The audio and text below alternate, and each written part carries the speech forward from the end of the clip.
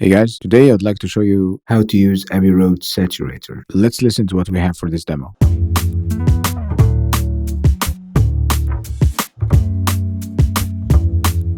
First, I'm going to set my crossover to 160 and 1.5K. I'm going to push my post EQ shelf about 1.5 dB. We are going to push our mix dial to around 50%. We'll take back our gain to around 25 and we'll blend in about 15. We're using red saturator and we're using a 2.1 ratio, and we are ready to listen to it.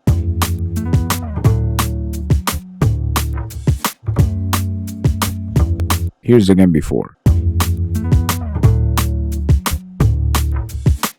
After.